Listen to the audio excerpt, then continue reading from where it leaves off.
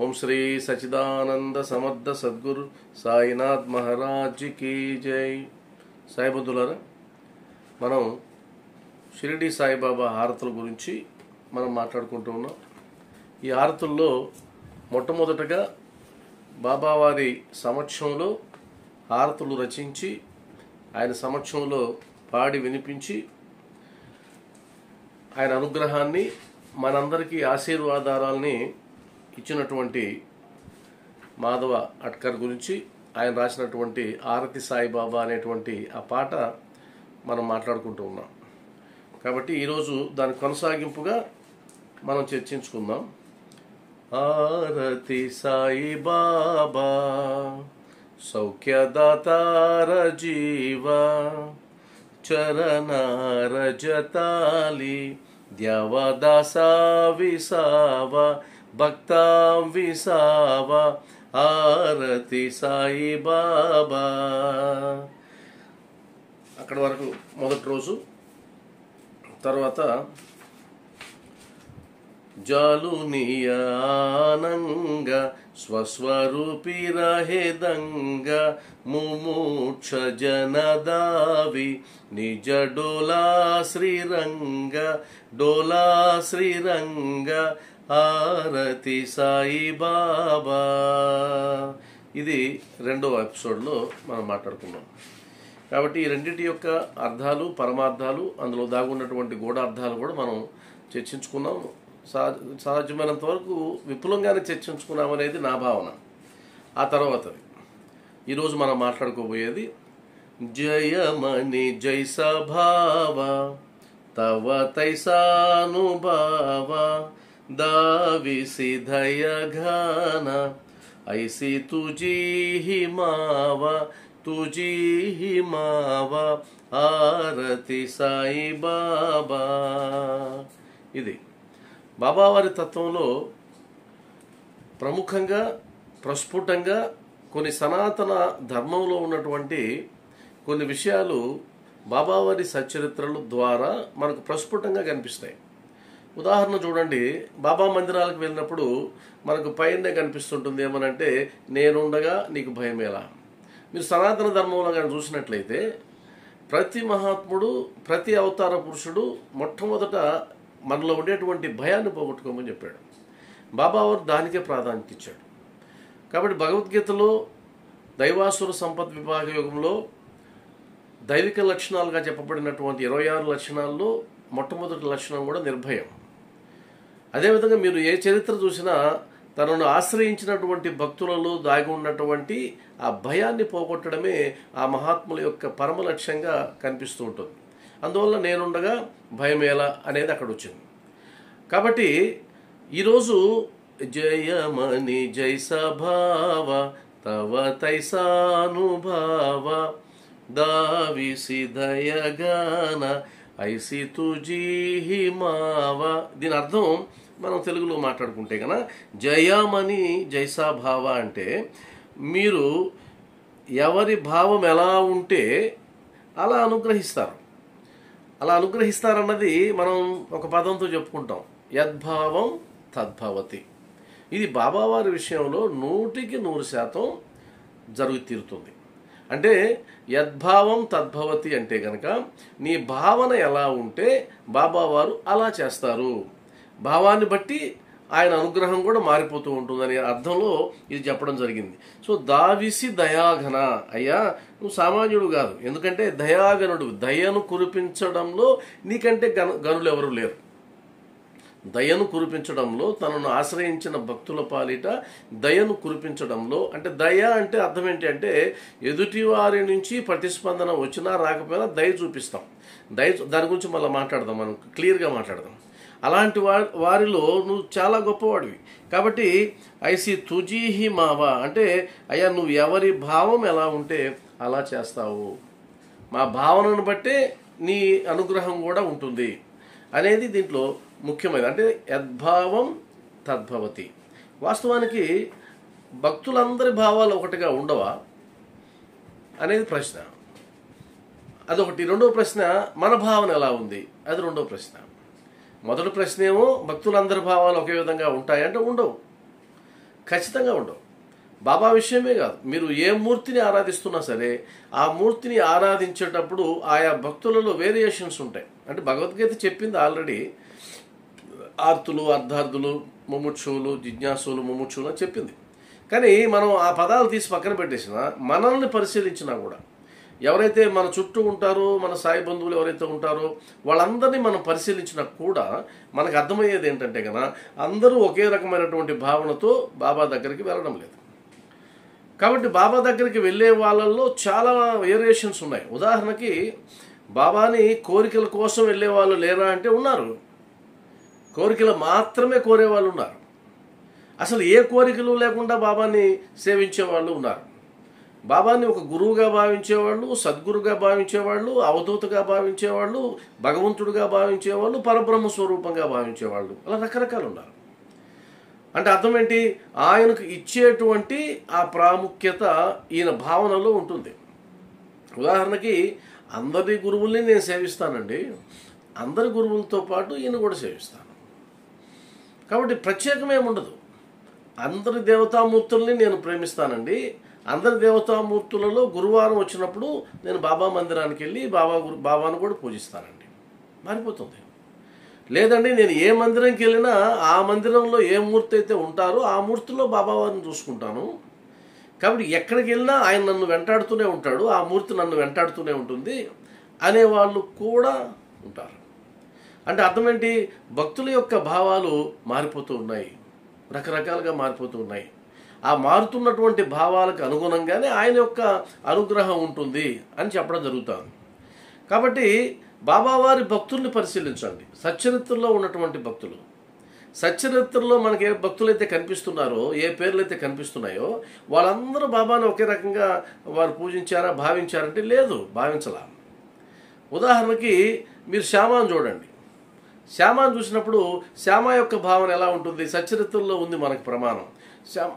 శ్యామ అంటాడు, బాబావారు బుగ్గగిలిన సందర్భంలో శ్యామ ఏమంటాడంటే, బాబా మాకు ముద్దులు మిఠాయిలు ఇచ్చేటువంటి దేవుడు కావాలి, ఈ బుగ్గగిల్లే దేవుళ్ళు మాకు వద్దు అంటారు. బుగ్గగిల్లే దేవుడు మాకు వద్దు, ముద్దులు మిఠాయిలు ఇచ్చేటువంటి దేవుడు కావాలి అని అంటే బాబావారు దానికి సమాధానంగా ఏమంటారు, అవును నేను వచ్చింది అందుకే అని కూడా అంటాడు. అంటే నాకు ముద్దులు మిఠాయిలు అంటే మీ నుంచి మేము ఆశించేది, మాకు ముక్తి మోక్షం ఇవన్నీ మేము ఆశించడంలే, మేము ఆశించేది కేవలం ముద్దులు మిఠాయిలు అంతే, ఆడవరకే ఆశిస్తున్నాం అని ఆయన అడుగుతాడు. అంటే ఆయన భావన అది. మహల్సాపతి కాడికి వెళ్ళినప్పుడు ఆయన ముద్దులు మిఠాయిలు కోరుకోలే, ఆయన ఎన్ని కష్టాలైనా అనుభవించడానికి సిద్ధపడ్డాడు. చివరికి భిక్షం ఎత్తుకునే స్థితికి వచ్చేసాడు, ఆర్థిక ఇబ్బందులు పడ్డాడు, కటిక దారిద్ర్యాన్ని అనుభవించాడు. కటిక దారిద్ర్యాన్ని అనుభవించడమే కాకుండా చివరికి బాబా ఏ విధంగా అయితే 5 ఏళ్లలో భిక్షం ఎత్తుకున్నాడో అలా భిక్షం ఎత్తుకోవడానికి కూడా సిద్ధపడినటువంటి వాడు. చివరికి ఎవరో ఒక దయదలిచి, బాబా మహల్సాపతి కష్టాల్లో ఉన్నాడు, ఆయన నేను డబ్బులు ఇస్తాను అంటే, లేదు లేదు వాడికి ఇవ్వాల్సిన అవసరం లేదు, వాడికి ఇవ్వవలసింది వేరే ఉంది అని బాబావారు చెప్తారు. మరి శ్యామాకి మహల్సాపతికి ఎంత తేడా ఉందో చూడండి, అద్భుతమైన తేడా ఉంది. అదేవిధంగా కాకాసాహెబ్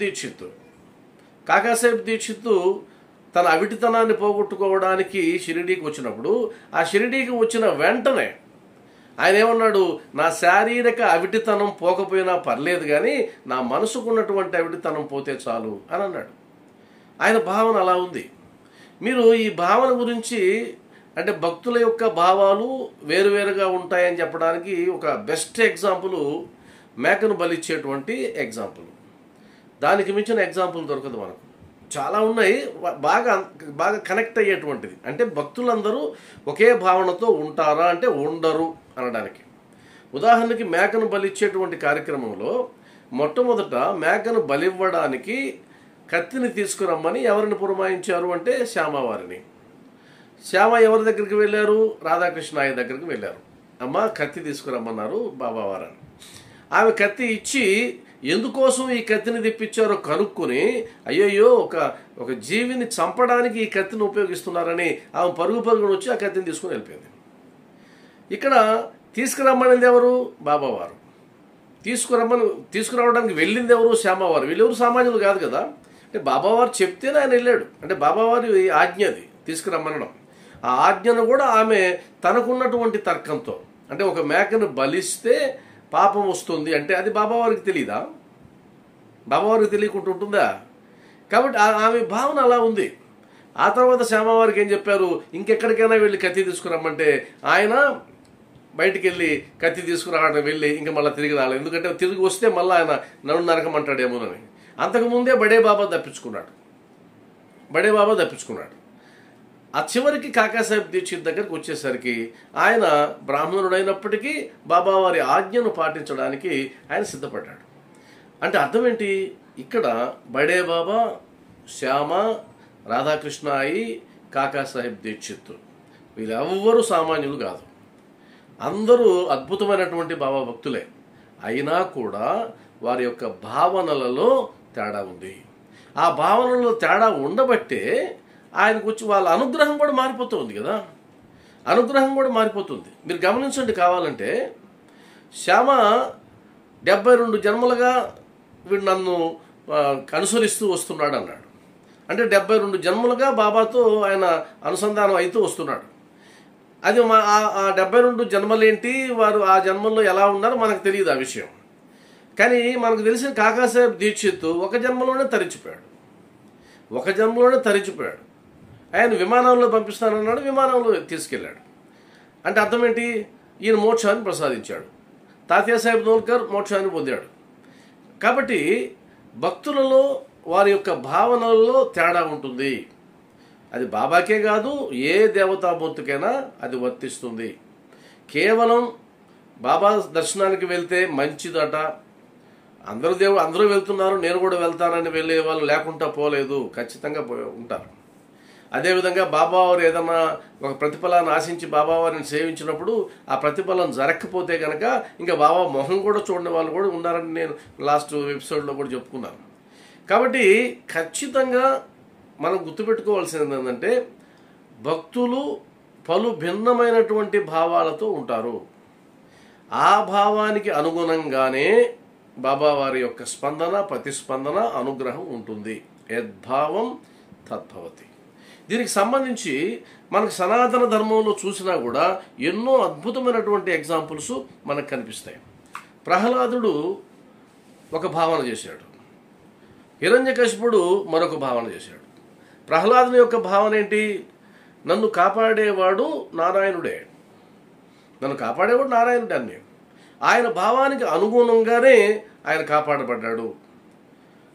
కాబట్టి నీ హరి ఎక్కడున్నాడు అని అడిగినప్పుడు, ఇక్కడ ఉన్నాడా అక్కడ ఉన్నాడా అన్నప్పుడు, ఈ స్తంభంలో ఉన్నాడా అన్నప్పుడు, ఉండడు, అసలు హరి అనేవాడు లేడు, వాడు దొరికితే నేను చంపేస్తాను, వాడి కోసం ఎదురు చూస్తున్నాను అన్నవాడు హిరణ్యకశిపుడు.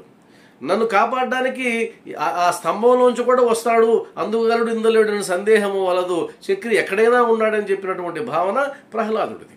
కాబట్టి ఆయన భావానికి అనుగుణంగానే ప్రహ్లాదుడిని నారాయణుడు కాపాడాడు. కాబట్టి యద్భావం తద్భవతి. శబరిమాత శ్రీరామ దర్శనం కోసం సంవత్సరాల తరబడి ఆమె ఎదురు చూసింది.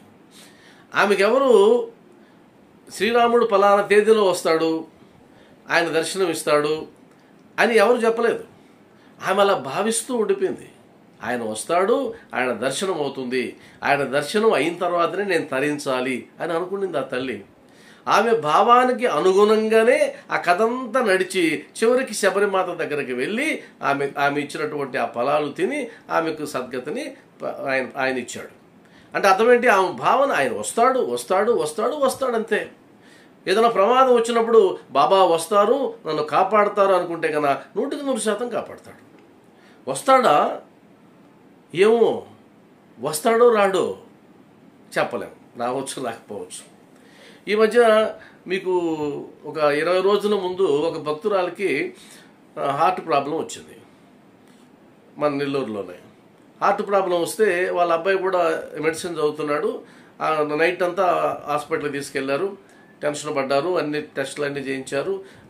వాళ్ళందరూ కూడా ఆ అబ్బాయిని తిట్టారు, నువ్వు డాక్టర్ అయి ఉండి ఇంత సీరియస్ అయ్యేదాకా ఏం చేస్తున్నారని. ఆ టెస్టులు అన్నీ తీసినారు, టెస్టులు అన్నీ తీసి భయపడ్డారు. ఈమె ఏమనుకుంటుందంటే, నేను 24 గంటలు బాబా భక్తితో ఉంటా కదా, ఆయన నన్ను కాపాడుకుంటా ఎందుకుంటాడు, ఆయన నన్ను కాపాడతాడు.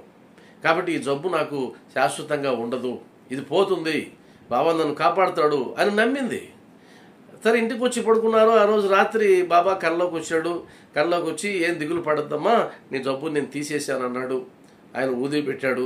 తన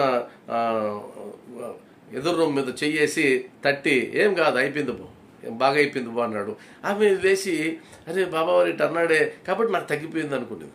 ఆ భావన ఎప్పుడైతే చేసిందో ఆ పక్క రోజే మళ్ళీ హాస్పిటల్కి వెళ్ళారు. పక్క రోజే. దీని గురించి నేను వీడియో కూడా చేయాలనుకుంటే వాళ్ళు ఎందుకు అన్నారు కాబట్టి వదిలేసా.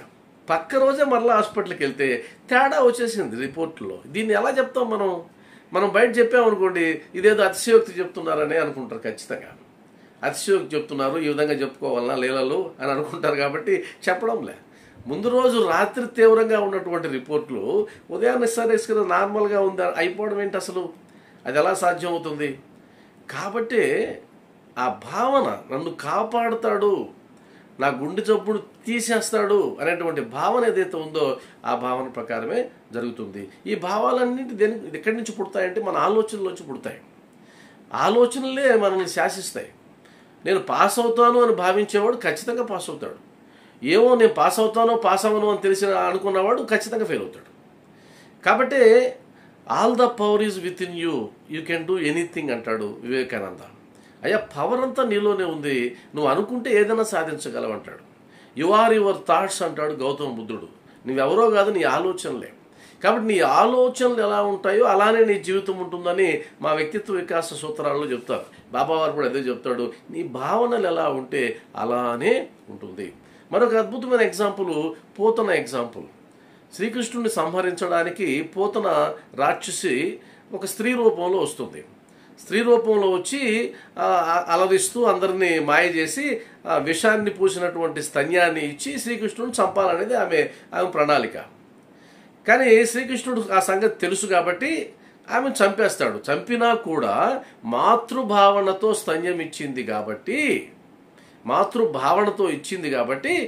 ఆమెకు సద్గతిని ప్రసాదిస్తాడట శ్రీకృష్ణ భగవానుడు. మరి ఎందుకు ఆమె చంపాలనుకునేది కదా, కానీ భావన, ఆ భావనను బట్టి మారిపోతుంది. మరొక అద్భుతమైన ఎగ్జాంపుల్ ఏంటంటే విదురుడి ఎగ్జాంపుల్. విదురుడు మహాభారతంలో శ్రీకృష్ణుడు దూతగా వచ్చినప్పుడు దుర్యోధను వాళ్ళు పిలిచినా కూడా ఆయన వెళ్ళడు విందుకి. విదురుడు ఇంటికి వెళ్తాడు. విదురుడు ఇంటికి వెళ్ళే సమయానికి విదురుడు అక్కడ ఉండడు, ఆయన తెలియదు వస్తాడని. అప్పుడు వాళ్ళ భార్య ఎప్పటి నుంచో శ్రీకృష్ణుని చూడాలి, పరమాత్మ చూడాలని తప్పిస్తూ పోతూ ఉంటుంది కదా.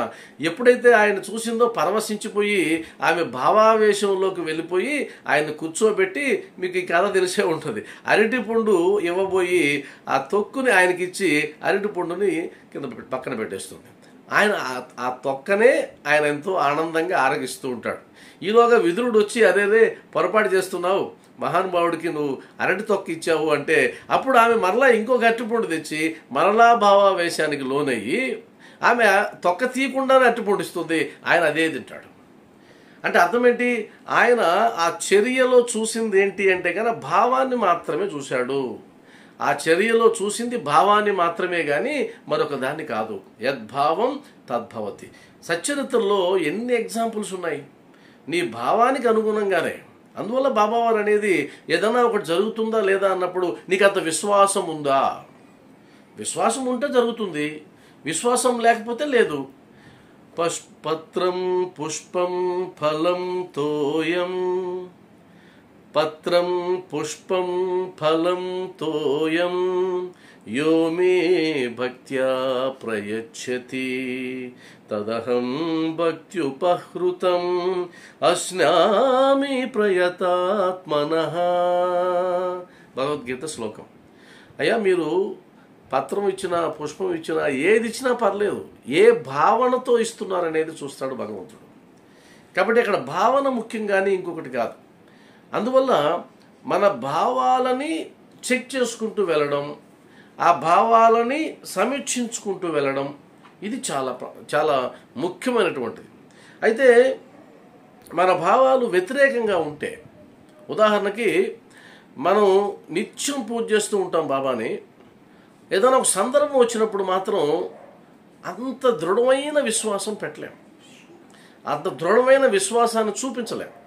అలా దృఢమైన విశ్వాసాన్ని చూపించకుండా ఉండేందుకు కారణం ఏంటంటే కనుక లోపల ఎక్కడో ఇవన్నీ జరుగుతాయా, వాళ్ళందరినీ కాపాడాడు కానీ బాబా వారు నన్ను కాపాడుతాడా అనేటువంటి ఒక సంశయ భావన. అందువల్లనే సంశయాత్మ వినశ్యత అని ఎందుకన్నారంటే ఆ సంశయాత్మక భావనలు ఉన్న వాళ్ళు గనక ఆ భావనతోనే పూజించినట్లయితే ఆ సంశయాలే మిగులుతాయి చివరికి.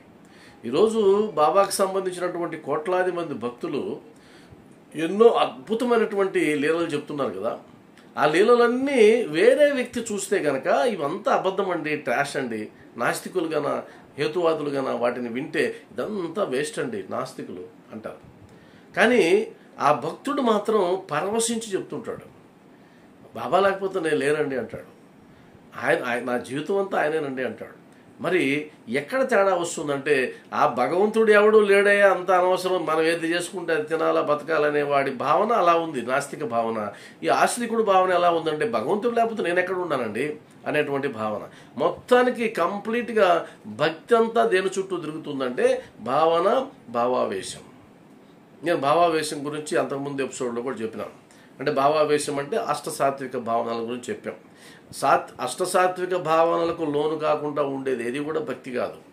అదేవిధంగా నీ భావాలను సరిచూసుకుంటూ వెళ్ళాలి, ఆ భావాలను అవసరమైతే మార్చుకుంటూ వెళ్ళాలి, బాబా యొక్క మార్గదర్శకత్వంలో మార్చుకుంటూ వెళ్ళాలి. బాబా దగ్గరికి వచ్చినప్పుడు ఒక రకంగా ఉంటారు భక్తులు, ఆ తర్వాత మారిపోతారు. అంటే ఈయన ఒక ముస్లిం అనుకుని వచ్చిన వాళ్ళు చివరికి ఆయన సమక్షంలోనే ప్రాణాలు విడిచేసిన వాళ్ళు ఉన్నారు కదా. ఈయన ముస్లిం, అలాంటి ముస్లిం దగ్గరికి నేను ఎందుకు వచ్చాను, నన్ను ఎందుకు పంపించారని ఎవరైతే అనుకున్నారో వాళ్ళు ఆయన దగ్గరే ప్రాణాలు విడిచిపెట్టడానికి సిద్ధపడ్డారు. ఆయన విడిచిపెట్టి పోవడానికి ఎప్పుడు కూడా వాళ్ళు ఇష్టపడలేదు. అంటే అర్థం ఏంటి, ఆయన దగ్గరకు వచ్చినప్పుడు ఒక భావనతో వచ్చారు, ఆయన సమక్షంలో భావాలన్నీ మారిపోయాయి, ఖచ్చితంగా మారిపోయాయి. అందువల్లే బాబా మీరు ఎలాంటి వారంటే మా భావాలు ఎలా ఉన్నాయో అలా మీరు మమ్మల్ని అనుగ్రహిస్తారు అనేది దీని యొక్క అర్థం. అందువల్ల జయమని జై సభావ, మీరు ఆ బుక్ కూడా పెట్టుకొని ఉంటే మేలు, చదువుకుంటూ ఉండొచ్చు. జయమని జై సభావ తయ తైసానుభావ దావిసి దయగన ఐసి తుజీ మావ ఆరతి సాయి బాబా. ఇక్కడ దయాఘన అనేటువంటి ఒక పదాన్ని వాడారు. దయాఘన అంటే దయను కురిపించడంలో మీరు ఘనులు, మీకు మించినటువంటి వాళ్ళు లేరు, మీరు పూర్ణంగా పుష్కలంగా మిమ్మల్ని నమ్మినటువంటి భక్తుల మీద దయను కురిపిస్తారు, మీరు గొప్పవాళ్ళు అని చెప్పే అనే పదం అది దయాఘన. అయితే దయ అంటే ఏంటి అసలు? దయను కోరుకోవడం, అనుగ్రహాన్ని కోరుకోవడం, ఈ రెండు కొద్దిగా తేడా ఉంటాయి. ఎలా ఉంటాయంటే ఉదాహరణకి ఒక భిక్షగాడు దయను కోరుకుంటాడు, అయ్యా మీ దయ అంటాడు. అయ్యా మీ దయ అంటే మనం వాడు అడిగినప్పుడు భిక్ష మనం ఇవ్వచ్చు ఇవ్వకపోవచ్చు, అది మన ఇష్టం, మన దయ మీద ఆధారపడి ఉంటుంది. కానీ ఒక శ్రామికుడు మన కోసం పనిచేసినటువంటి ఒక శ్రామికుడు మన దయ మీద ఏం ఆధారపడాడు. శ్రామికుడు తన పని చేసి తనకి అందాల్సినటువంటి కూలిని అడిగి మరీ తీసుకెళ్తాడు. మరి శ్రామికుడు ఇక్కడ మనం ఆధ్యాత్మికతలో సాధకుడు అనుకోవచ్చు. సాధకుడు భగవంతుణ్ణి దేబిరించాల్సిన పని లేదు. దేబిరించడం అంటే తప్పుగా కాదు నా ఉద్దేశం. అంటే ఆయన సర్వశక్తిమంతుడు కాబట్టి ఆయన దగ్గర నువ్వేం చేసినా మనం దేబిరించడమే అవుతుంది, అది వేరే విషయం. సర్వశక్తిమంతుడు ఆయన. కానీ బాబా విషయంలో మనం గుర్తుపెట్టుకోవాల్సింది ఏంటంటే ఎవరైతే బాబా అడుగుజాడల్లో బాబా యొక్క మార్గదర్శకత్వంలో నడిచి బాబా చెప్పిన వాటిని ఆచరించి ఆయన అడుగుజాడల్లో నడుస్తారో అప్పుడు అసలు దయ కాదు కదా, మీ మనసులో వచ్చిన సంకల్పం క్షణకాలంలో అయిపోతుంది, జరిగిపోతుంది. అప్పుడు మనం అడగాల్సిన పని లేదు, దయ చూపించమని అడగాల్సిన పని లేదు. నేను లాస్ట్ ఎపిసోడ్లో చెప్పాను కదా, భక్తుడికి దాసుడికి ఉండేటువంటి డిఫరెన్స్. భక్తుడు కోరుకుంటాడు, దాసుడు ఆయనకి సేవ చేయడానికే ఇష్టపడతాడు. కాబట్టి దయ చూపించమని అడగాల్సిన అవసరం లేదు బాబా విషయంలో. మీరు గనక బాబా చెప్పినటువంటి సాధనని చేసినట్లయితే బాబా చెప్పిన సాధనని నువ్వు చేసినట్లయితే మనం అడగాల్సిన అవసరం లేదు. ఆయన దయ చూపిస్తాడు. కానీ ఆ దయ చూపించమని అడగడం కంటే కూడా, బాబా నీ మార్గంలో నేను నడుస్తాను, నువ్వు చెప్పినట్టు నేను చేస్తాను, కాబట్టి నన్ను కాపాడాల్సిన బాధ్యత నీది. ఇక్కడ దయ కాదు. ఉదాహరణకి తండ్రి కొడుకు మీద దయతో ఆస్తినివ్వడు. ఇది కొద్దిగా అర్థం చేసుకోవాలి మీరు.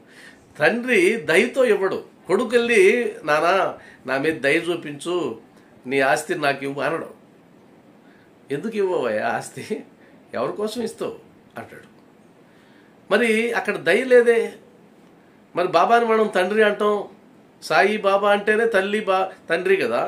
ఆయి బాబా అంటే నా తల్లివి నీవే, నా తండ్రివి నీవే అంటాం. మరి తల్లి దగ్గరికి వెళ్ళి దయ చూపించమని బిడ్డ అడుగుతాడా? అమ్మా నాకు ఆకలేస్తుంది, దయ చూపించమ్మా, దయ చూపించి నాకు అన్నం పెట్టమ్మా అని ఏ బిడ్డని అడుగుతాడా? నాకు ఆకలేస్తుంది పెట్టు అంటాడు. అంతే. ఎందుకు పెట్టమంటాడు? నాకు అది కావాలి పెట్టు అంటాడు. నాకు ఇది కొనివ్వంటాడు. మరి ఇక్కడ మనం తేడాగా ఉన్నామే. ఎందుకని మనం తేడాగా ప్రవర్తిస్తున్నాం? మనం ఎందుకు ఆయన దయను కోరుకుంటా ఉన్నాం? ఆయన ఎందుకు దయ కోరుకోవాలి? అవసరం ఏంటి? ఇది చాలా సున్నితమైనటువంటి భావన. మీరు బాగా అర్థం చేసుకోవాల్సిన భావన. నేను వ్యతిరేకంగా నేనేం మాట్లాడడంలే. అంటే ఆయనను తండ్రిగా భావించినట్లయితే, తల్లిగా భావించినట్లయితే నేను ఆయన దగ్గరికి వెళ్ళి దయ చూపయ్యా నేను అన్నాం. నువ్వు నన్ను దయ చూపించాలి, నువ్వు దయ చూపిస్తావో నువ్వు ఏం చేస్తావో నాకు అనవసరం. నా సమస్యల్లోంచి గట్టెక్కించాల్సిన బాధ్యత మీదే అని ఒక అథెంటిక్గా ఉంటుంది. మంది అథెంటిక్ రావాలి. అందువల్ల అది ఎప్పుడు వస్తుంది అంటే గనక తండ్రి చెప్పినట్టు బిడ్డ విన్నట్లయితే గనక ఆ బిడ్డకి తండ్రి మీద హక్కు ఉంటుంది. ఒకవేళ ఆయన ఇచ్చినటువంటి అనుగ్రహాన్ని మిస్యూజ్ చేస్తూ వచ్చాడు అనుకోండి. ఉదాహరణకి 1,00,000 రూపాయలు ఇచ్చాడు కొడుక్కి, అరే జాగ్రత్త ఖర్చు పెట్టుకోరా అని. వాడు వెళ్ళి దాన్ని నాశనం చేసేసుకున్నాడు. అప్పుడు మరలా డబ్బులు అడిగినప్పుడు అప్పుడు నాన్న ఈసారి దయ చూపించు నాన్న అంటాడు. ఇక్కడ మళ్ళా లైన్లోకి వచ్చేసాడు. ఇంకొకసారి నాన్న, ఇంకొకసారి చూడు నాన్న, ఈసారి తప్పు చేయను నాన్న అంటాడు. అంటే అర్థం ఏంటి? మారిపోతూ ఉంటుంది. కానీ బిడ్డ తప్పులు చేసినా కూడా దయ చూపించేటువంటి గొప్పవాడు సాయిబాబా. ఇది మళ్ళీ ఇంకో కోణంలోకి. తన భక్తుడు తప్పు చేసినా కూడా, ఒకవేళ బాబావారు గాన మనల్ని తప్పు చేసిన వాళ్ళందరినీ దూరం పెట్టే పడితే దాదాపు మన అందరం కూడా ఆయన లిస్టులోంచి బయటకు వచ్చేస్తాం. మనందరం ఏదో ఒక రోజు ఏదో ఒక తప్పు చేసిన వాళ్ళమే. ఖచ్చితంగా 100% ఆయన చెప్పిందంతా చేస్తామంటే నమ్మకం లేదు. ఏదో ఒక రోజు ఏదో ఒకటి తప్పు చేస్తాం. ఆ తప్పు చేసినప్పుడు ఆయన దయ చూపిస్తాడు. నువ్వు కష్టాల్లో ఉన్నప్పుడు దయ చూపిస్తాడు. ఒక్కోసారి నువ్వు అడక్కపోవచ్చు కూడా, మర్చిపోవచ్చు కూడా కాపాడమని. కానీ ఆయన దయ చూపిస్తాడు. ఉదాహరణకి ద్రౌపది వస్త్రాపహరణంలో ఆమె చీరలు లాగుతున్నప్పుడు ఆమె అక్కడున్న వాళ్ళందరినీ ప్రశ్నించింది. మీరందరూ చూస్తున్నారు, ఇది భావ్యమా, ఇది ధర్మమా, అందరినీ ప్రశ్నించింది. చివరికి ఇంకా లాభం లేదనుకొని ఆ తర్వాత మాత్రమే శ్రీకృష్ణుడిని ప్రార్థించింది. శ్రీకృష్ణుడిని ప్రార్థించేంత వరకు ఆమె వలువలు రాలేదు, ఆమెకి చీరలు రాలేదు. ప్రార్థించిన తర్వాత వచ్చాయి. మరి అదంతా జరుగుతున్నది శ్రీకృష్ణ భగవానుడు తెలియదా? తెలుసు. మరి ఆమె అడిగేంత వరకు ఎందుకు ఎదురు చూశాడు? అలానే ఉంటుంది. కానీ బాబా విషయంలో ఎలా ఉంటుందంటే, అసలు నీవు ఇబ్బందుల్లో ఉన్నావనంటే నువ్వు అడక్కముందే వస్తారు. మీరు కావాలని చూడండి, మైనతాయి విషయంలో అది చదివాం కదా ఎపిసోడ్ అంతా కూడా. మైనతాయి ప్రసవ వేదన పడుతూ ఉంటే బాబావారు హారతి పాటని, ఇప్పుడు మనం మాట్లాడుకునేటువంటి హారతి పాటే అది, హారతి పాటని ఊదిని పంపించాడు. ఇక్కడ నా బిడ్డ ప్రసవ వేదనతో ఉంది, బాబా ఊదిని పంపించు, బాబా హారతి పాటను పంపించు అని అడిగారా? ఎవరైనా అడిగారా? మీరు చెప్పండి. సచరిత్రలో చదివాం కదా మనం, ఎవరు అడగలేదు. మరి బాబానే పంపించారు. తేడా గమనించండి. అక్కడ దయ అనేది వస్తుంది. ఎందుకు దయ అంటే ఆయన అడగలేదు. అదే కదా, మీరు వచ్చే సంగతి కూడా నాకు తెలియదండి అన్నాడు ఆ జట్కా బండి వచ్చినప్పుడు. మీరు వచ్చే సంగతే నాకు తెలియదే, నాకు ఏం ఇన్ఫర్మేషన్ లేదే అని ఎందుకు అన్నాడు? తెలియదు. కాబట్టి దయ అంటే అర్థం ఏంటంటే అడక్కపోయినా చేసేటువంటి సహాయం, చెయ్యాల్సిన అవసరం లేకపోయినా చేసేటువంటిది దయ. అవసరం లేదు, ఒక యాక్సిడెంట్ అయింది, రోడ్డు పక్కన పడున్నాడు, ఎంతోమంది చూసుకుంటూ వెళ్ళిపోయే వాళ్ళు ఉంటారు, కొంతమంది ఆగి వారికి సేవ చేసే వాళ్ళు ఉంటారు. అది దయ. వాడు అడగడు వచ్చి, అయ్యా నన్ను కాపాడండి అని అడగకపోయినా వీళ్ళు వచ్చి చేస్తారు. బాబా విషయంలో ఆయన ఎందుకు దయ చూపిస్తాడు అంటే గనక, దయాఘనుడు ఎందుకు అయ్యాడు అంటే గనక, తన భక్తుడు అవసరంలో ఉన్నప్పుడు, ఆపదలో ఉన్నప్పుడు అడక్కపోయినా ఆయన తన అనుగ్రహాన్ని ప్రసరింపజేస్తాడు. ఇది గొప్ప విషయం. అదేవిధంగా సపత్నేకర్ యొక్క లీలలో కానీ, కాశీరాం సింపి లీలలో కానీ, కొలిమిలో పడుతున్నటువంటి బాలుణ్ణి కాపాడిన లీలలో కానీ ఆ తల్లి అడిగిందా, బాబా నా బిడ్డ కొలిమిలో పడబోతున్నాడు, మీరు వచ్చి కాపాడండి అనిందా? మరి ఆమె అడగలేదే. ఆమె అడక్కపోయినా ఆయన కాపాడాడు. దయ అంటే అది. అడక్కపోయినా, ఒకవేళ అడక్కపోయినా కాదు, అర్హత లేకపోయినా కూడా, అర్హత లేకపోయినా కాపాడతాడు. అదెట్టండి అర్హత లేకపోయినా కాపాడతాడంటే కనుక, నిన్ను మార్చుకోవడానికి, నిన్ను మార్చడానికి బాబా వారు ఒక తాయిలాన్ని అలా ఇస్తాడు. నీకు అర్హత లేదు, నీకు బాబావారి నుంచి ఆ సహాయాన్ని పొందే అర్హత లేదు, కానీ బాబావారికి తెలుసు వీడు నా బిడ్డ, వీడు పక్కకి వెళ్తున్నాడు, వీడిని తీసుకురావాలి నేను అని అన్నప్పుడు ఆయన దారం కట్టి, కాలికి దారం కట్టి ఈడ్చుకొని వస్తాడు కదా. అలా ఈడ్చుకొచ్చేటప్పుడు కొన్ని కోరికలు తీరుస్తాడు, నిన్ను కాపాడతాడు. అది కూడా దయే. కాబట్టి తల్లి బిడ్డ అడక్కపోయినా పాలిస్తుంది దయతో. వాడు ఎదిగిన తర్వాత కదా ప్రశ్నిస్తాడు. అశక్తులు కదా బిడ్డలు. అదేవిధంగా భక్తుడు అడక్కపోయినా అనుగ్రహిస్తాడు బాబావారు. అది దయ అని నా ఉద్దేశంలో. కాబట్టి అలాంటి దయాగణుడు అనేది చెప్తున్నారు. కాబట్టి యద్భావం తద్భవతి అనేది బాబావారి విషయంలో 100% సంభవించేటువంటిది. మనం ఎందుకు దీన్ని చెప్పుకోవాలంటే కనుక, మనం పరిశీలించుకొని మన భావనలు ఎలా ఉన్నాయో ఒకసారి పరిశీలించుకోవాలి. ఉదాహరణకి ఇప్పుడు ఉండేటువంటి బిజీ కాలంలో, బిజీ యుగంలో మనకున్నటువంటి పరిమితమైనటువంటి సమయంలో, చాలా పరిమితం. ఎంత పరిమితం అంటే ఒక తత్వాన్ని తెలుసుకోవడానికి జీవితం సరిపోవడంలే. ఇప్పుడు భగవద్గీతను పట్టుకుంటే భగవద్గీతలో ఉండే 700 శ్లోకాల గురించి సమగ్రంగా అర్థం చేసుకొని సమగ్రంగా మాట్లాడే దానికి జీవితం సరిపోతుంది. అదేవిధంగా శ్రీ సాయి సచ్చరిత్ర తీసుకుంటే ఆ సచ్చరిత్రని అర్థం చేసుకొని రావపోసను బట్టి దాని జీవితంలో ఆచరించడానికి జీవితం సరిపోతుంది. వాస్తవానికి చూడండి, మనం ఉదాహరణకి మీరు ఇప్పుడు లెక్కేసుకుంటూ పోతే కూడా, మీరు వారానికి ఒక 3 సత్సంగాలు మనం చేస్తున్నాం అనుకుందాం, లేదు కొంతమందితో ఇంకొన్ని సత్సంగాలు కూడా వెళ్తారనుకుందాం. మీరు ఆ విధంగా మీకు ఉన్నటువంటి జీవితం వయసు ఎంత, ఇంకా ఎంతకాలం ఆ ఉపన్యాసాలు వినగలరు, ఎంతకాలం మనం జీవించగలం, ఇది పరిశీలిస్తే చాలా తక్కువ అనిపిస్తుంది. నాకైతే ఎప్పుడు వచ్చే ఫీలింగ్ ఏంటంటే, చాలా తక్కువ సమయం ఉంది, ఇంకా స్పీడ్ అవ్వాలి, ఇంకా వేగంగా పరిగెత్తాలి అని అనిపిస్తూనే ఉంటుంది. ఎందుకంటే సరిపోవడంలే. అందువల్ల ఈ షార్ట్ టైంలో, తక్కువ స్పాన్లో ఎంతవరకైతే మనం బాబా మీద ఫోకస్ చేయగలమో అంతవరకు చేయాలి. ఆ ఫోకస్ చేయడంలోనే మన భక్తి భావన పెరిగిపోతుంది. అంటే ఉన్న 24 అవర్స్లో, 24 గంటల్లో మనం జీవించడానికి, మనం చేసేటువంటి పనులకి, వీటన్నిటికీ చాలా సమయం పెట్టాలి కదా. ఆ సమయం అంతా పోను ఎంత సమయాన్ని బాబా మీద పెట్టగలుగుతున్నాం, ఎంత సమయాన్ని కేంద్రీకరించగలుగుతున్నామా అంటే, ఆ సమయం చూసుకున్నా కూడా, మీరు ఉదాహరణకి రోజుకు 1 గంట నేను పారాయణ చేస్తారంటే మీకున్న ఆయుష్ ఎంత, మిగిలిన సమయం ఎంత, ఇంకెంతకాలం మీరు ఎన్ని గంటలు పెట్టగలరు సమయాన్ని, ఎన్ని గంటలు పెట్టగలరు, ఇది చాలా ఇంపార్టెంట్ అండి. అందువల్ల ఈ లిమిటెడ్ పీరియడ్లో ఎక్కువ సమయాన్ని బాబా మీద ఫోకస్ పెట్టడానికి, బాబాని ఆరాధిస్తారో లేదా జ్ఞానంతో ఆయన అనుసరిస్తారో, ఏదైనా కానీ, నేను 2 పదాలు వాడాను, బాబాని ఆరాధిస్తారో జ్ఞానంతో అనుసరిస్తారో, ఏదైనా కానీ మనకున్న సమయం చాలా తక్కువ. ఆ తక్కువ సమయంలో ఎక్కువ ఫోకస్ చేయడానికి ఎంతవరకైతే మనకు అవకాశం ఉంటుందో అంతవరకు చేయాలి. ఇది గుర్తుపెట్టుకోండి. కాబట్టి దాన్ని మనం తర్వాత పద్యంలోకి వెళ్దాం.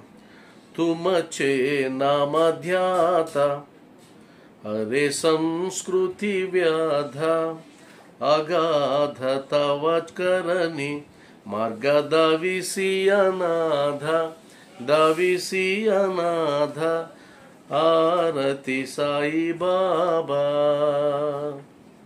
ఇంకొకసారి, తుమచే నామధ్యాత హరే సంస్కృతి వ్యాధ అగాధ తవ కరణి మార్గ దావిసియనాథ దావిసియనాథ ఆరతి సాయి బాబా.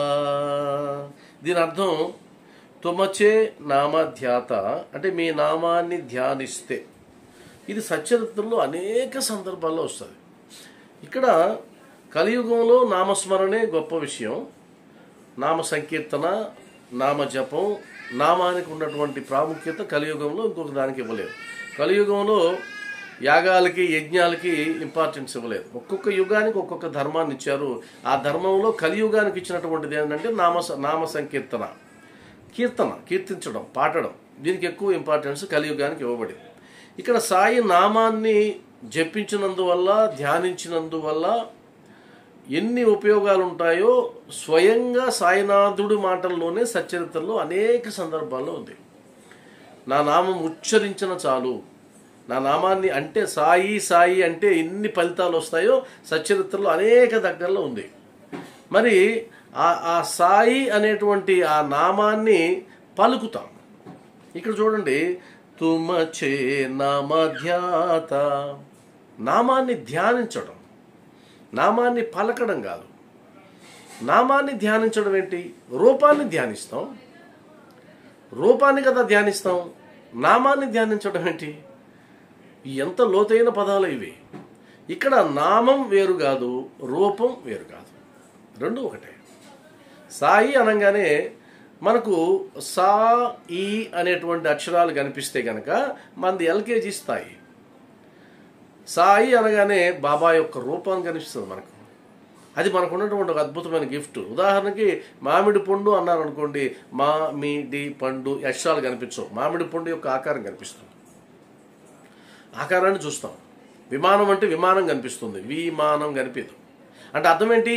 పదాలు కనిపించవు, ఆ పదాలకు ఉన్నటువంటి అర్థం ఏదైతే ఉందో అది కనిపిస్తుంది. కాబట్టి అమ్మ అన్నాం అనుకోండి, మీ అమ్మ రూపం గుర్తొస్తుంది మీకు, అంతేగాని అమ్మ అంటే ఆ అక్షరం అవి కనిపించవు. కాబట్టి నామాన్ని ధ్యానించడం అంటే నామం ఈజ్ ఈక్వల్ టు రూపం, రూపాన్ని ధ్యానించడమే అవుతుంది. ధ్యానించడం అంటే మరలా మరలా మరలా మరలా గుర్తుకు తెచ్చుకోవడం. అందువల్ల మనం ఏం చేస్తాం? ప్రాక్టీస్ చేస్తాం. సాయి సాయి సాయి అని పిలవడం ప్రాక్టీస్ చేస్తాం. ఈ మధ్య ఒక ఆయన అన్నాడు నాతో, చెప్పండి సాయి అన్నాను. ఆయన అన్నాడు, మీరు అందరినీ సాయి అని పిలుస్తారా అన్నాడు. అవునండి అన్నాడు. అది తప్పు కదా అన్నాడు. ఎలా తప్పు అంటే, మరి సాయిబాబా పేరుని ఆ పేరుతో నేను పిలిపించుకోవాలంటే నా గురించి మీకేం తెలుసు? నాకు అర్హత ఉందా లేదా నీకు ఎలా తెలుసు? ఒకవేళ అర్హత లేకుండా ఉన్నట్లయితే ఆ పేరుని పిలిచినందువల్ల మీకు ఆ పాపం అంటుకుంటుంది కదా. ఆ లాజిక్లోకి వెళ్ళాడు ఆయన. ఆ లాజిక్లోకి వెళ్ళి మీరు ఆ సాయి అని పిలవద్దండి అన్నాడు. అదొక రకమైన భావన. ఇందాక చెప్పిన యద్భావం తద్భవద్దని అదొక రకమైనటువంటి భావన. కానీ సాయి అని ఆయన పిలిచినందువల్ల ఆయన ఎలాంటి వాడు నాకు అనవసరం, నా నోట్లో నుంచి సాయి అనే పదం వచ్చింది, ఆ ఫలితం నాకుంటుంది. కాబట్టి సాయి సాయి సాయి సాయి అనేటువంటి ఒక నామాన్ని జపించినందువల్ల, ధ్యానించినందువల్ల మన నాలుక చేసుకున్నటువంటి ఆ పాపం ఏదైనా ఉంటే, ఈ నాలుకతో అనేక పాపాలు చేస్తాం కదా, అనేక మందిని విమర్శిస్తాం కదా, అనేక మాటలను మాట్లాడతాం కదా, ఆ మాటలన్నీ పోతాయి. అంటే చెడు వినినందువల్ల, చెడు అనినందువల్ల వచ్చినటువంటి పాపం పోతుంది. చెడు విన్నందువల్ల మనం అనేక వింటూ ఉంటాం, ఆ విన్న పాపం పోతుంది. చెడు అనినందువల్ల మనం ఏదైతే అంటామో అవన్నీ పోతాయి. కాబట్టి సాయి నామ స్మరణ, సాయి రూప ధ్యానం, ఈ రెండు సాయి భక్తులకి అంతకు మించినటువంటి ప్రాక్టీస్ లేదు, అంతకు మించిన సాధన లేదు. అత్యుత్తమ సాధన, అతి సులభమైనటువంటి సాధన, ఖర్చు లేనటువంటి సాధన. మన సచ్చరిత్రలోనే ఉంది ఈ ఉపమానం అంతా కూడా. ఖర్చు లేనటువంటి సాధన ఏదైనా ఉందంటే కనుక సాయి నామ ధ్యానం, సాయి రూప ధ్యానం. అందులో సచ్చరిత్రలో ఇంకాస్త విశేషంగా ఏం చెప్పింది, దీనికి ఇంకా నియమాలేముండవు, దీంట్లో నియమాలేముండవు. నువ్వు ఇలా చేయాలని ఏముండవు. నువ్వు ఎక్కడ ఉన్నా ఎలా ఉన్నా నువ్వు ఆ నామాన్ని జపించుకుంటూ వెళ్ళిపోవచ్చు. కాబట్టి నీ నామాన్ని ధ్యానిస్తే ఏమొస్తుంది? సచ్చరిత్రలో ఉంది, ఆరతుల్లో కూడా చెప్పడం జరిగింది. అదేంటంటే హరే సంస్కృతి వ్యధ, ఈ సంసార వ్యధ నస్తుంది. ఇక్కడ సంస్కృతి అంటే గన మిజరీస్ ఆఫ్ ద వరల్డ్, ఈ ప్రాపంచిక బాధలు ఏవైతే ఉన్నాయో, ఈ ప్రాపంచిక బాధల్లో మీకు ఎన్ని రకాలు తెలుసు కదా. అసలు బాధలు ఎన్ని రకాలు, ఆ అన్ని రకాలు సాయి అనేటువంటి ఒక నామాన్ని ధ్యానించినందువల్ల పోతాయి. హరే సంస్కృతి వ్యాధ, హరే అంటే వెళ్ళిపోతాయి, విడిచిపెట్టిపోతాయి. హరే అంటే మన హరే కృష్ణ హరే రామ అది కాదు. హరే అంటే అర్థం ఏంటంటే కనుక అవి మన నుంచి దూరంగా వెళ్ళిపోతాయి.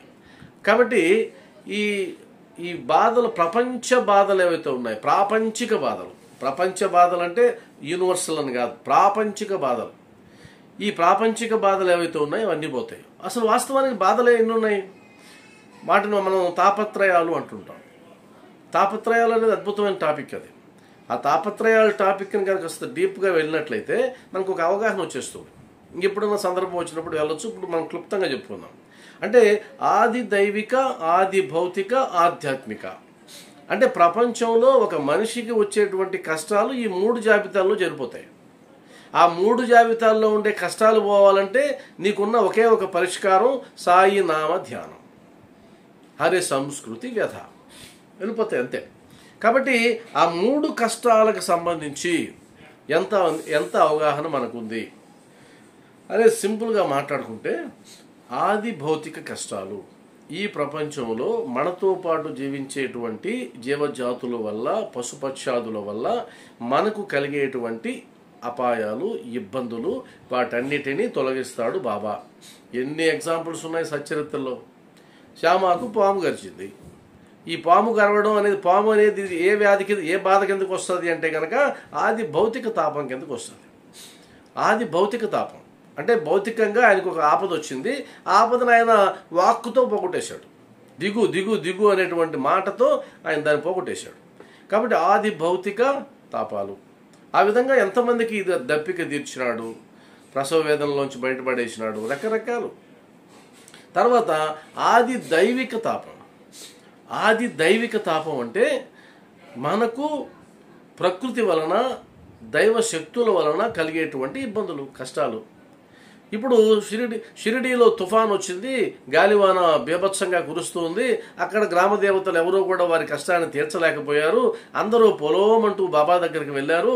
బాబా ఒక్కసారి బయటకు వచ్చి ఆగు ఆగు ఆగు అంటే తుఫాన్ ఆగిపోయింది అని ఉంది కదా సచ్చరిత్రలో. అంటే అర్థం ఏంటి? ఆది దైవిక తాపాలు, ప్రకృతికి సంబంధించిన తాపాలు ఏవైనా ఉన్నా కూడా వాటన్నిటిని కూడా బాబా వారు పోగొట్టారు. తర్వాత ఆధ్యాత్మిక తాపం. ఆధ్యాత్మిక తాపం అంటే నా మనసు వల్ల, నా ఆలోచనల వల్ల, నా అలవాట్ల వల్ల, నా భావాల వల్ల నాకు కలిగేటువంటి కష్టాలు. సచ్చరిత్రలో అనేకం ఉన్నాయి. అనేక మంది మనకు చాలా ఎగ్జాంపుల్స్ ఉన్నాయి. ఆయన ధనవంతుడు, ఆయనకి సంపద ఉంది, కానీ తెలియని బాధ ఉంది లోపల. ఆ బాధ పోవడం లేదు. అన్నీ ఉన్నాయి, లోపల బాధ ఉంది. ఆ బాధ ఎందువల్ల తెలిసిన వాళ్ళు కొంతమంది, తెలియని వాళ్ళు కొంతమంది. ఉదాహరణకి మనకు కష్టం వచ్చిందనుకోండి, ఆ కష్టం పలానా కారణం వల్ల వచ్చిందని కొంతమంది తెలుస్తుంది.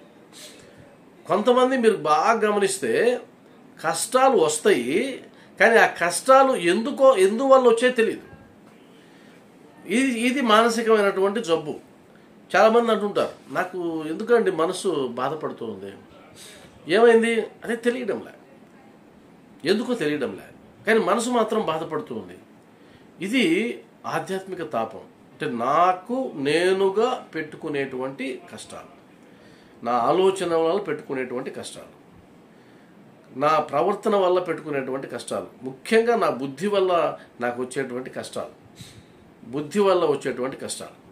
కాబట్టి ఈ మనసు ఏంటి, ఉదాహరణకి ఆలోచనలు ఏంటి, మనసు ఏంటి, బుద్ధి ఏంటి, నా బుద్ధి నాకెందుకు శత్రువుగా మారింది, నా ఆలోచనలు నాకెందుకు శత్రువుగా మారాయి, నా ఆలోచన వల్ల నా జీవితం ఎందుకు ఇలా నాశనం అయిపోయింది, ఇదంతా కూడా ఒక సిలబస్. కాబట్టి ఆ సంస్కృతి వ్యధ అనేటువంటి ఒక పదం, అదేవిధంగా నామధ్యాత అనేటువంటి ఈ 2 పదాలు పెట్టుకున్నట్లయితే కనుక మనకు ప్రాపంచిక కష్టాలు ఏవైతే ఉన్నాయో, అసలు ఈ ప్రాపంచిక కష్టాలు రావడానికి మొట్టమొదటిది ఏంటి? మనం చేసిన తప్పు. మనం ఏదో తప్పు చేస్తేనే కదా కష్టాలు వస్తాయి. ఉదాహరణకి కష్టాలు వస్తున్నాయని అన్నారు. కష్టాలు వస్తాయండి మీకు ఎలా చెప్పగలరు? మీరు తప్పు చేశారు కదా, తప్పు చేశారు. ఎలా చేశారంటే మీరు పుట్టడమే పెద్ద తప్పు, మీరు జన్మించడమే పెద్ద తప్పు. పొరపాటు అక్కడ జరిగిపోయింది. పుట్టడం ఎలా పొరపాటు? నా వల్ల నాకేం సంబంధం, నాకేం సంబంధం, నేను అనుకొని పుట్టానా అని అంటారు. ఒక అబ్బాయి కౌన్సిలింగ్కి వస్తే ఆ అబ్బాయి అన్నటువంటి ఒక అద్భుతమైన మాట ఏంటంటే, వాళ్ళ అమ్మ నాన్న ఫిర్యాదు చేశారు అబ్బాయి 10th క్లాస్ పిల్లాడి గురించి. చదవడం లేదు సార్, వాడు మాట వినడం లేదని. నేను కౌన్సిలింగ్ ఇచ్చే క్రమంలో వాళ్ళు ఆ అబ్బాయి గురించి చాలా రాశారు. దాదాపు 2 పేజీలు రాశారు అమ్మ నాన్న కలిసి. వాళ్ళని రాయమన్నాను నేను. మీ అమ్మ నాన్న గురించి రాయనంటే వాడేం రాశాడంటే, ఎవడు వీళ్ళని నన్ను కనమన్నారు అని రాశాడు. ఎవడు వీళ్ళని నన్ను కనమన్నారు అని రాశాడు. నాకు అర్థం కాల. అంటే నేను కనమన్నానా సార్? నాకు జన్మనిమ్మని నేను అడిగానా అని అంటాడు. కానీ వాస్తవం అడిగాడు, వాడే వచ్చాడు, వాడే కావాలని భూమి మీద పుట్టాడు. తల్లిదండ్రుల ప్రమేయం ఏం లేదు. ఇది లోతుకు వెళ్తే ఇప్పుడు నేను దీన్ని డిస్కస్ చేయలేను, కానీ ఇలా డిస్కస్ చేయడం కష్టం. కానీ లోతుకు వెళ్తే మనమే వాంటెడ్గా ఈ భూమి మీదకి రావాలని వచ్చాము. దేనివల్ల వచ్చామంటే మన పూర్వజన్మల కర్మల చేత, కర్మల వల్ల, సంస్కారాల వల్ల ఈ జన్మను ఎత్తవలసి వచ్చింది. కాబట్టి పొరపాటు ఎక్కడైనా జరిగింది అంటే కనుక అక్కడే జరిగింది. నువ్వు పుట్టడమే పెద్ద పొరపాటు. పుట్టిన తర్వాత ఆ బ్యాలెన్స్ను అనుభవించాల్సిందే. కష్టాలు వస్తే పడాల్సిందే, సుఖాలు వస్తే వాటిని కూడా ఎంజాయ్ చేయాల్సిందే, తప్పదు.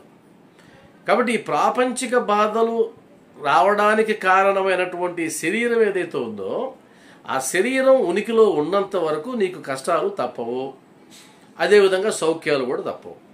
ఈ ఒక్క జ్ఞానాన్ని అర్థం చేసుకుంటే ఆధ్యాత్మికతలో ఆనందం తప్ప ఇంకోటి ఉండదు. కష్టం వచ్చిందా వస్తుంది అంతే. ఒక వ్యధ కలిగిందా వ్యధ వస్తుంది, తప్పదు ఇంకా. ఎందుకంటే పుట్టాం కదా, శరీరాన్ని ధరించాం కదా. ఇది వైరాగ్య భావన, వేదాంత భావన. మన భారతీయ సాంప్రదాయంలో మనకున్న గొప్ప ఆస్తి ఏదైనా ఉందంటే వేదాంతం. మనకున్న వేదాంత భావన ప్రపంచాన్ని విస్మయం చేస్తుంది, ఆశ్చర్యపరుస్తుంది. ఎంత వేదాంతం అంటే ఈ వేద భూమికి వచ్చిన తర్వాత మహారాజులు కూడా వాళ్ళ మనసు మార్చుకొని వైరాగ్యాన్ని పొంది తిరిగి వెళ్ళిపోయారు. కాబట్టి అంత వైరాగ్య భావనని ఇస్తుంది మన వేదాంతం. ఈ వైరాగ్యం దేనికి దారితీస్తుందంటే, ఏముంది కష్టాలు అనుభవించాల్సిందే, తప్పదు. ఇప్పుడు ఏదైనా సమస్య వస్తే భగవంతుని వేడుకోవాలనుకునే వాళ్ళు ఏముంది కానివ్వండి అనుభవిస్తాం, ఏమైంది అనుకునే వాళ్ళు కూడా ఉంటారు. కాబట్టి తుమచే నమధ్యాత అరే సంస్కృతి వ్యధ, ఈ సంసార వ్యధ నశిస్తుంది కేవలం బాబా యొక్క నామాన్ని ధ్యానించడం ద్వారా.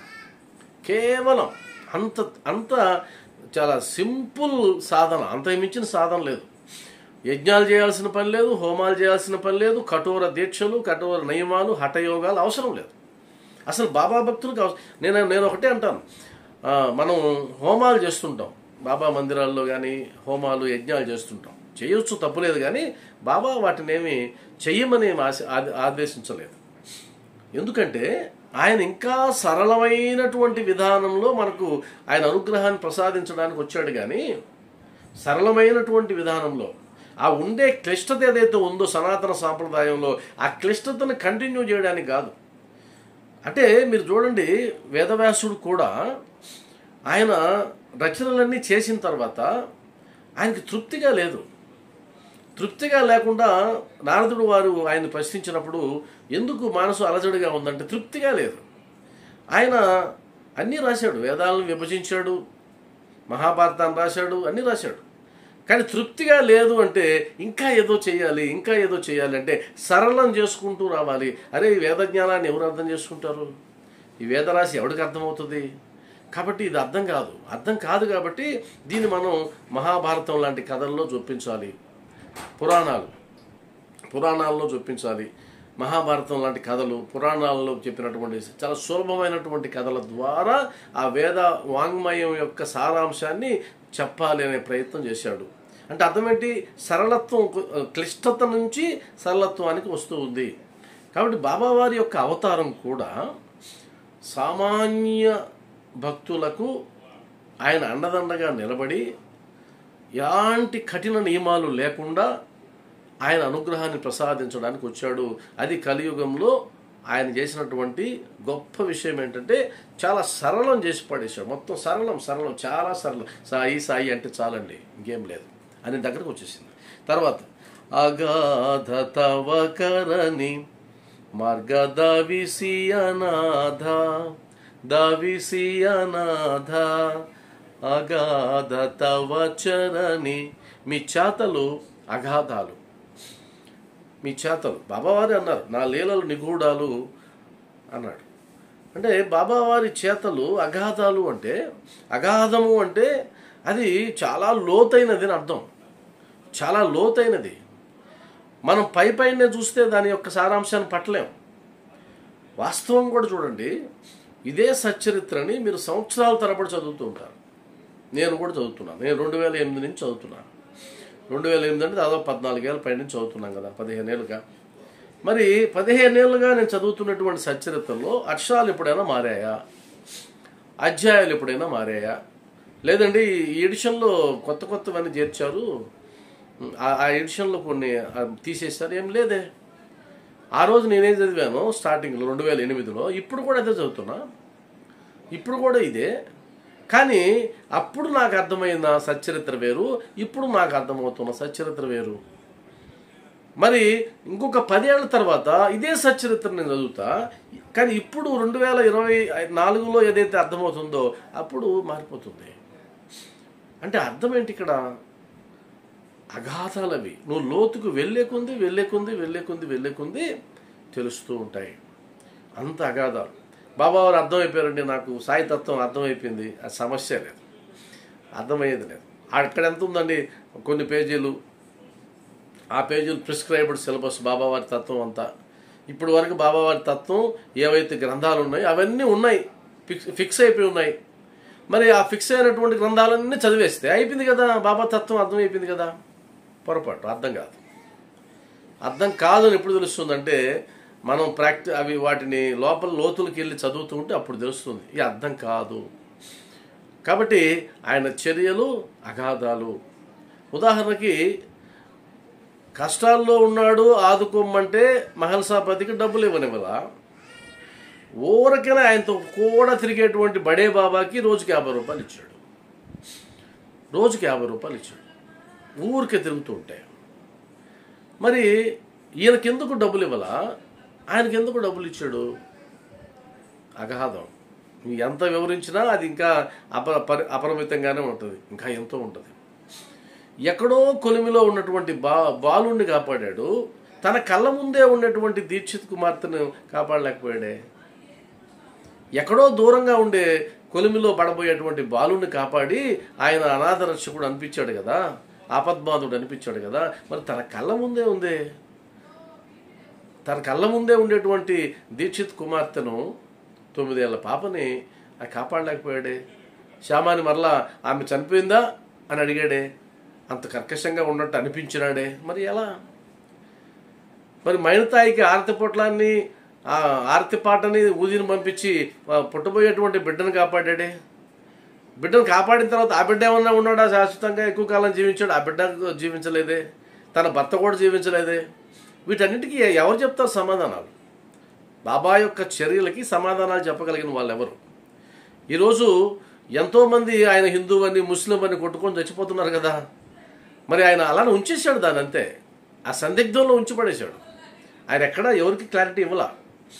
అలా స్పష్టత లేనివి, అర్థం చేసుకోలేనివి, వారి యొక్క భావాన్ని బట్టి మాత్రమే అర్థమయ్యేటివి సచ్చరిత్రలో కోకోలలు ఉన్నాయి, కోకోలలు.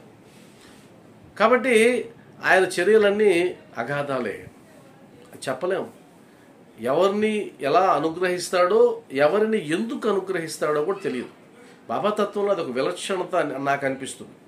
అసలు మనకేమో చూడడానికి వారు పాపిస్తూ వాళ్ళలాగా అనిపిస్తారు. ఆయనకి బాబా వారి అనుగ్రహం కుప్పలు తెప్పలుగా వచ్చేసి పడిపోతూ ఉంటుంది, కుప్పలు తెప్పలుగా. మనకేమో బాబావారు ఏంటండి పడుచుకోలేదు, ఆయన పనికిరాని వాడు, ఆయనకి ఇస్తున్నాడు ఐశ్వర్యం అంతా ఆయన అనిపిస్తుంది.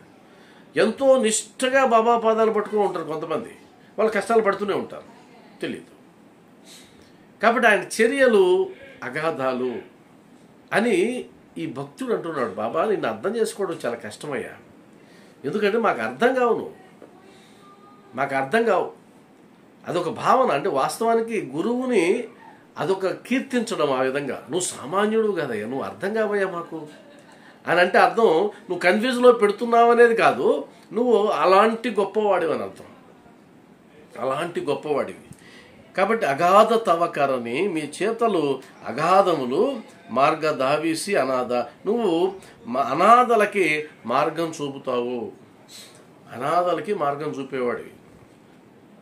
వాస్తవానికి అనాథ అనే పదమే అబద్ధం. అది అనాథలు ఎవరు ఉంటే ఇక్కడ ఈ భూమి మీద అనాథ అనే పదమే ఉండదు, అదొక తప్పుడు పదం వాస్తవానికి. ఎందుకంటే అనాథ అంటే నాథుడు లేనివాడు, నిన్ను కాపాడేవాడు లేనివాడు, అసలు సమస్య లేదు. ఈ భూమి మీద ఉండేటువంటి ప్రతి జీవిని కాపాడేటువంటి బాధ్యతని ఆ పరబ్రహ్మ తీసుకుంటాడు, భగవంతుడు తీసుకుంటాడు. మరి భగవంతుడి రక్షణలో ఉన్నటువంటి, ఆయన కనుసన్నల్లో ఉన్నటువంటి ఏ ఒక్క జీవి అనాథ అయ్యే అవకాశం లేదు. అనాథులుగా అనుకుంటాం కానీ మనం అనాథలం కాదు. మనం పుట్టినప్పుడే రచన అంతా చేసేశారు, మనం పుట్టినప్పుడే తలరాత రాసేశారు, విధి లిఖితం. అది మనకు వయసు పెరిగే కొద్దీ అర్థమవుతూ ఉంటుంది, వయసు పెరిగే కొద్దీ అర్థమవుతుంటుంది. ఇది రాయబడింది, ఇది రాయబడింది, ఇది రాయబడింది అని.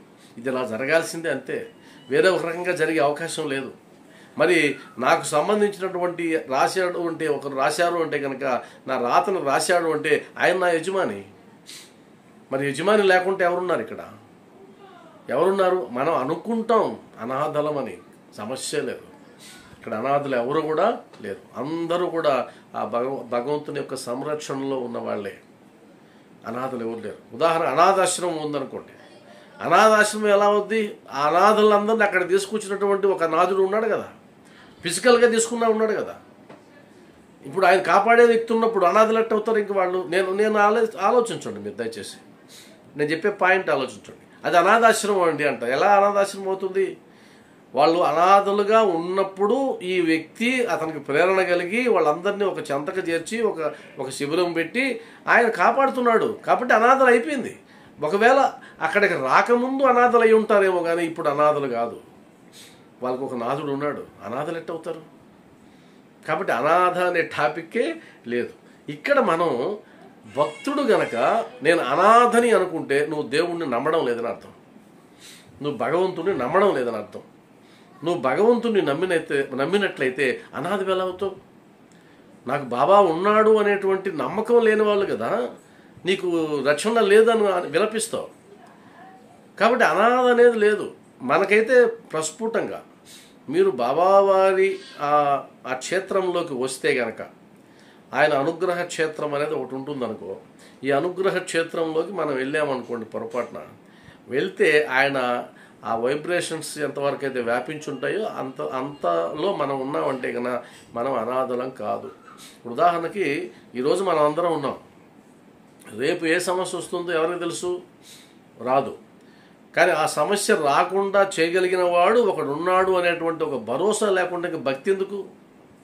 ఇంకా భక్తితో ఉండి ప్రయోజనం ఏంటి?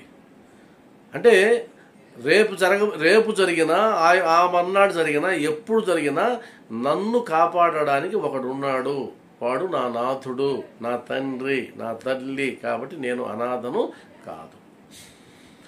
ఈ భావన చేస్తే కనుక ఈ అనాథ అనేటువంటి దాన్ని మనం మర్చిపోవచ్చు. మనకేం భయం? నేనుండగా భయం ఎలా అనే అభయం ఇచ్చినటువంటి ఆయన అండలో మనం ఉండి మనం ఎలా అనాథలు అవుతాం?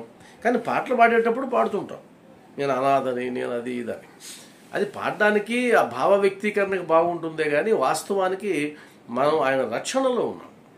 మనమే కాదు, మన గృహం కూడా ఆయన రక్షణలో ఉంది, మన గృహం కూడా ఆయన రక్షణలో ఉంది. ఏ భక్తులైతే నా కుటుంబము, నా ఇల్లు బాబావారి సంరక్షణలో ఉంది అని నమ్ముతామో అది అసలు సిసలైనటువంటి భక్తి భావన, అది అసలు సిసలైన భక్తి భావన. ఆ నమ్మకమే మనల్ని కాపాడుతుంది, ఆ నమ్మకమే మనల్ని రక్షిస్తుంది. కాబట్టి అలాంటి నమ్మకం కలిగి ఉండాలి, అది దాని అర్థం. కాబట్టి ఇంకొకసారి దాన్ని మనం చదువుతాం. ఈరోజు మాట్లాడుకున్న దాని వరకు చదివితే మళ్ళీ ఇంకోసారి చదివితే జయమని జై సభావ తయ తైసానుభావ దావిసి దయగాన ఐసి తుజీ మావ ఆరతి సాయి బాబా తుమచే నమధ్యాత అరే సంస్కృతి వ్యాధ అగాధ తవ కరణి మార్గ దావిసి అనాథ ఆరతి సాయి బాబా. ఇవి మనం మాట్లాడుకున్నాం ఈరోజు. ఈ మాటలు ఎందుకని మనం మాట్లాడుకోవాల్సి వస్తుంది అంటే కనుక అది పాడేటప్పుడు మీకు అది స్ఫురణకు వచ్చేసేయాలి. ఈ ఉదాహరణలు కానీ లేదా ఆ భావన కానీ స్ఫురణకు వస్తూ పాడినట్లయితే అప్పుడు ఆర్తలు పాడినందువల్ల కలిగేటువంటి ఆ భావావేశం మనకు కలుగుతుంది.